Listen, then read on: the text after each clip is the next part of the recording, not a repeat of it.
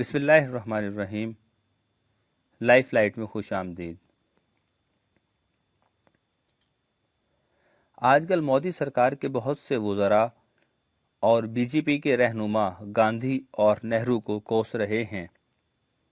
غصے کے وقت وہ یہ بھول جاتے ہیں کہ گاندھی موجودہ بھارت کے بانی تھے اور نہرو بھارت کے پہلے وزیر اعظم۔ بھارت کے کئی ٹیڑھے راستوں کو جواہر لال نہرو نے سیدھا کیا۔ ایک مسلمان وزیر کے ذریعے بھارتی ریلوے کو مضبوط بنایا۔ اسی مضبوط ریلوے کو بعد میں لالو پرساد یادیو نے عروج تک پہنچایا۔ آزادی کے بعد بھارت میں بسنے والی اقلیتوں نے طویل عرصے تک ملک کی ترقی میں اہم کردار ادا کیا، مگر بدقسمتی سے ہندوؤں نے اقلیتوں کو ہمیشہ شک کی نگاہ سے دیکھا۔ بھارت ایک ایسا ملک ہے جہاں 50 کروڑ سے زائد انسانوں کو شک کی نگاہ سے دیکھا جاتا ہے۔ اسی لیے بھارت کی 22 ریاستوں میں کسی نہ کسی صورت آزادی کی تحریکیں چل رہی ہیں۔ آج کشمیر سمیت 20-22 کروڑ مسلمان ہندوؤں کے ظلم کا شکار ہیں۔ 21 کروڑ دلت ظلم کی چکی میں پس رہے ہیں۔ اسی طرح کروڑوں بدھسٹ اور سکھ جبر کا شکار ہیں۔ بھارتی حکومت سکھوں کو رام کرنے کی کوشش کر رہی ہے، مگر سکھ اس بات کے لیے تیار نہیں ہیں۔ بھارت کی منافقانہ چالوں کا اندازہ اس بات سے لگائیے کہ RSS کی پروردہ حکومت اندرون ملک کچھ کرتی ہے اور بیرون ملک کچھ بتاتی ہے۔ کون نہیں جانتا کہ بھارت کے بانی گاندھی جی کو RSS کے ایک کارندے نتھو رام نے موت کے گھاٹ اتارا تھا۔ اس کے فوراً بعد جواہر لال نہرو نے RSS پر پابندی لگائی تھی۔ آج RSS کے لوگ اقتدار میں آ چکے ہیں۔ آج کے بھارت میں گاندھی اور نہرو کی معتدل باتوں پر تنقید ہو رہی ہے۔ شاید یہ سب کچھ اس لیے ہو رہا ہے کہ آج ہندوؤں کی اکثریت آج مودی کو باپو قرار دے رہی ہے۔ آج بھارت کے اندر گولی، گالی اور تشدد کا راج ہے۔ بھارت میں گرجا گھر جلائے جاتے ہیں، مسجدیں شہید کی جاتی ہیں، گردواروں کی بے حرمتی کی جاتی ہے، اقلیتوں کو موت کی بھیٹ چڑھایا جاتا ہے، مگر مودی دنیا میں یہ تاثر دے رہا ہے کہ بھارت تو امن کی جگہ ہے، وہاں کسی کو تنگ نہیں کیا جا رہا۔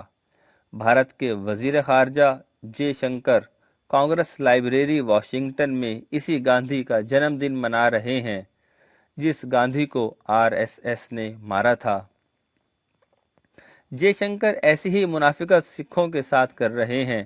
وہ امریکہ میں مقیم سکھوں سے ملاقاتیں کر کے انہیں راضی کرنے کے لیے کئی الٹی سیدھی تراکیب لڑا رہے ہیں۔ کیونکہ مودی کے حالیہ دورہ امریکہ میں سکھوں نے کشمیریوں کے حق میں بہت مظاہرے کیے تھے۔ ان سکھوں نے یہ تمام مظاہرے خالصتان کے پرچم تلے کیے تھے۔ بھارتی وزیر خارجہ جے شنکر 10 اکتوبر تک امریکہ میں رہیں گے۔ بھارتی وزیر خارجہ جے شنکر کے دورہ امریکہ میں ان کے ذمے 2 کام ہیں۔ ایک سکھوں کو راضی کرنا اور دوسرا بھارت کو سلامتی کونسل کا مستقل ممبر بنانے کے لیے لابنگ کرنا۔ ہماری اطلاعات کے مطابق سکھوں کو راضی کرنے میں جے شنکر ناکام ہو چکے ہیں۔ اب شاید ان کے لیے خالصتان کا راستہ روکنا مشکل ہو چکا ہے۔ یہ راستہ کیسے مشکل ہو چکا ہے؟ تھوڑا سا ماضی کو دیکھنا پڑے گا۔ 1947 کے کچھ ہی عرصہ بعد سکھوں کو اپنی غلطی کا احساس ہو گیا تھا۔ وہ اپنے لیڈر ماسٹر تارا سنگھ کی اصلیت تک پہنچ گئے تھے۔ انہیں پتہ چلا کہ چکوال کے ایک ہندو ماسٹر تارا رام کو ہندوؤں نے سازش کے تحت سکھ بنا کر پیش کیا اور سازش کے تحت تمام سکھوں کو ماسٹر تارا سنگھ کے پیچھے لگا دیا۔ آزادی کے وقت جب بڑی ہجرت ہو رہی تھی تو سکھوں نے ماسٹر تارا سنگھ یعنی تارا رام کے کہنے پر مسلمانوں کا قتل عام کیا۔ اتنے مسلمان قتل کیے گئے کہ راوی اور چناب سرخ ہو گئے تھے۔ وقت نے پول کھولا تو ہندو سکھوں کے دشمن بن گئے۔ گولڈن ٹیمپل کی بے حرمتی کی گئی، یہاں تک کہ جون 1984 میں 10,000 سکھوں کو بے دردی سے قتل کر دیا گیا۔ بھارتی ریاست نے سن 1984 سے سن 1994 تک 2.5 لاکھ سکھوں کا صفایا کر دیا۔ کئی سکھ دوسرے ملکوں میں منتقل ہو گئے۔ سکھوں کے بہت سے یتیم بچے بھی کینیڈا، امریکہ میں جا بسے۔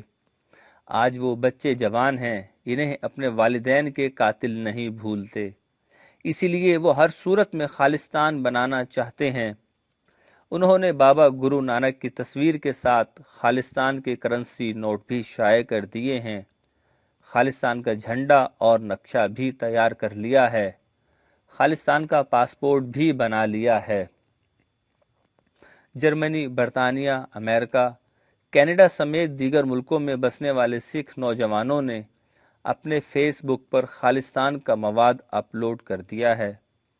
دہلی، پنجاب اور ہریانہ میں بسنے والوں نے بھی اپنے دفاتر، گھروں، دکانوں اور سوشل میڈیا پر خالصتان کے چرچے کر دیے ہیں۔ اس سے بھارت سرکار بہت پریشان ہے۔